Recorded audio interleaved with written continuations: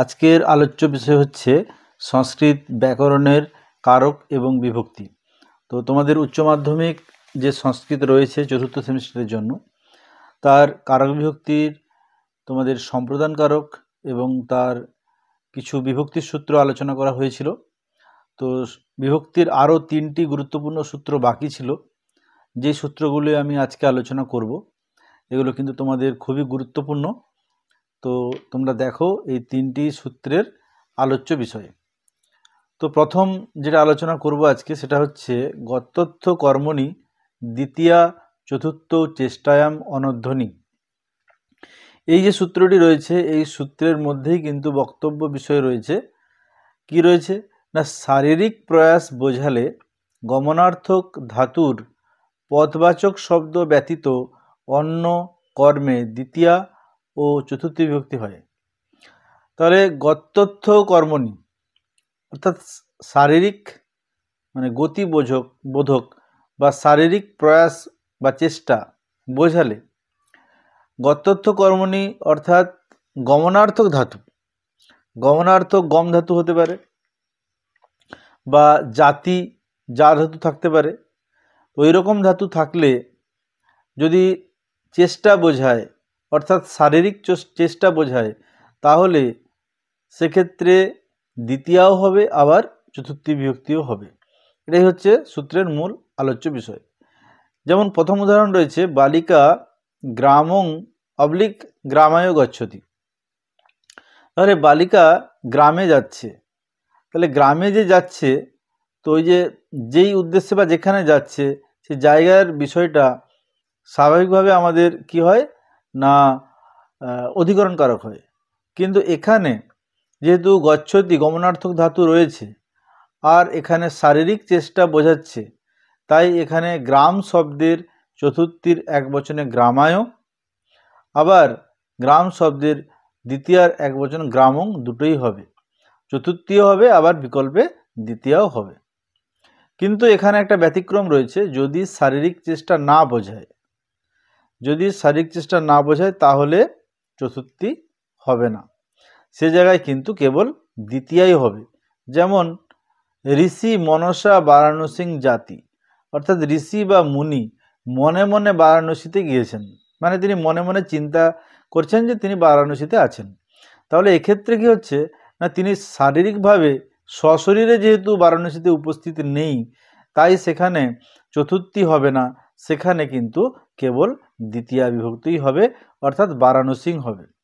তাহলে এই সূত্রে তোমাদের উদাহরণটা থাকবে বালিকা গ্রামং গ্রামায় গচ্ছতি, অর্থাৎ এইখানে যে গ্রামায় শব্দটি রয়েছে এই চতুর্থী বিভক্তি কিন্তু তোমাদের থাকবে, অর্থাৎ গ্রামায় শব্দটাই কিন্তু থাকবে।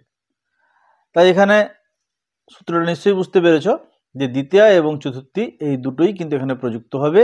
যদি শারীরিক চেষ্টা বোঝায় তাহলে সেটা চতুর্থী হবে, আর যদি শারীরিক চেষ্টা না বোঝায় তাহলে সেটা কিন্তু দ্বিতীয়া বিভক্তি হবে। দেখো এরপরে আমরা আরও একটি গুরুত্বপূর্ণ সূত্র আলোচনা করব। সূত্র হচ্ছে কি না, নম স্বস্তি স্বাহা সধালং বসড় যোগাচ্চ। তো এই হচ্ছে সূত্র। সূত্রটা একটু বড় রয়েছে কিন্তু বক্তব্য বিষয় খুবই সহজ। নম অর্থাৎ নমস, নমস মানে হচ্ছে নমস্কার করা। স্বস্তি মানে হচ্ছে প্রশস্তি সূচক শব্দ বা কল্যাণকর শব্দ। স্বাহা দন্তস্বয় বয়াকার হয়াকার, স্বাহা মানে হচ্ছে ভগবানের উদ্দেশ্যে মন্ত্র। স্বধা, স্বধা মানে হচ্ছে পূর্বপুরুষ যারা মারা গেছেন তাদের উদ্দেশ্যে শ্রাদ্ধানুষ্ঠানের মন্ত্র। আর অলং, অলং বলতে এখানে নিষেধ অর্থে। আর একটা রয়েছে বসট, বসট বলতে কি না ইন্দ্রের উদ্দেশ্যে মন্ত্র।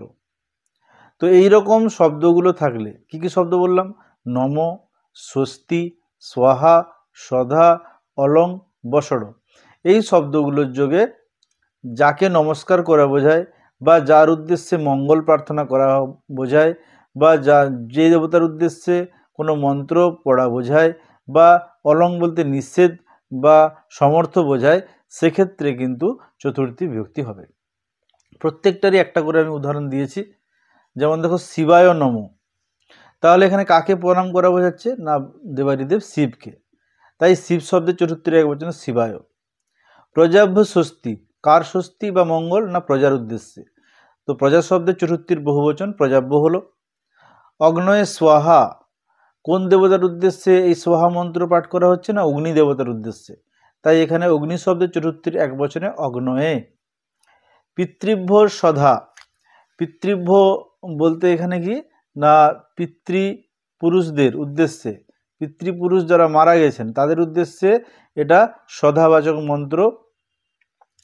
ইন্দ্রায় বসট, ইন্দ্রায় বলতে ইন্দ্র দেবতার উদ্দেশ্যে একটা মন্ত্র, তাহলে এখানে ইন্দ্র শব্দের চতুর্থীর এক বচনে ইন্দ্রায়, এখানে কিন্তু এই বিসর্গ তোমাদের হবে না, এই জায়গায় বিসর্গ হবে না। এরপরে আছে বিবাদায় অলম। তো অলম বলতে নিষেধ করা বোঝাচ্ছে, বিবাদ করতে নিষেধ, বা এখানে সমর্থ, সমর্থ বোঝাচ্ছে, সমর্থ বা পটু, নিষেধ নয়, এখানে সমর্থ বা পটু বোঝাচ্ছে বিবাদের সমর্থ, তাই এখানে বিবাদ শব্দের চতুর্থীর এক বচনে বিবাদায়। তো এই সূত্রটা আরেকবার দেখে রাখো, যেমন নমস্বস্তি স্বাহা সধালং বছর যোগাচ্ছ, যদি এরকম উদাহরণ পড়ে তোমরা এখানে শর্টেও লিখতে পারবে, যদি থাকে শিবায় নম আন্ডারলাইন শিবায়, তাহলে তোমরা লিখবে নমঃ শব্দযোগে চতুর্থী বিভক্তি। বা কেউ যদি সূত্রটা পুরো মনে রাখতে পারো তাহলে পুরো সূত্রটাই দিবে নমস্বস্তি স্বাহা সধালং বছর যোগাচ্ছ, এই সূত্র অনুযায়ী নমঃ শব্দযোগে চতুর্থী বিভক্তি, এভাবেও লেখা যায়। এরপরে আরেকটি সূত্র এখানে আমাদের বাকি রয়েছে, সেটা হচ্ছে কি না হিত যোগে চ, এটা কিন্তু একটা বার্তিক সূত্র। তো এই বার্তিক সূত্রের ব্যাখ্যাটা কি না, হিত শব্দটি মঙ্গলবাচক শব্দ, আলোচ্য সূত্রে চকার, এই যে চ রয়েছে, চকার দ্বারা হিত শব্দ ছাড়াও সুখ শব্দকেও বোঝায়। সুতরাং আলোচ্য সূত্রের বক্তব্য হচ্ছে কি না হিত এবং সুখ শব্দের যোগে যে উপকৃত হয় বা যার হিত বোঝায়, যার মঙ্গল বোঝায়, তাতেই কিন্তু চতুর্থী বিভক্তি হয়। যেমন ব্রাহ্মণায় হিতম, তাহলে ব্রাহ্মণের মঙ্গলার্থে, তাই ব্রাহ্মণ শব্দের চতুর্থীর এক বচনে ব্রাহ্মণায়। ভেষজং রোগিনে হিতম, ভেষজ বলতে ঔষধ, রোগীর মঙ্গল করে, তাই এখানে রোগী শব্দের চতুর্থীর এক বচন রোগিণ, তার তৃতীয়ার চতুর্থীর এক বচনে রোগিনে হয়। সাধবে সুখম, তো সাধুর সুখ বোঝাচ্ছে এখানটায়, তাহলে সাধু শব্দের চতুর্থীর এক বচনে সাধবে।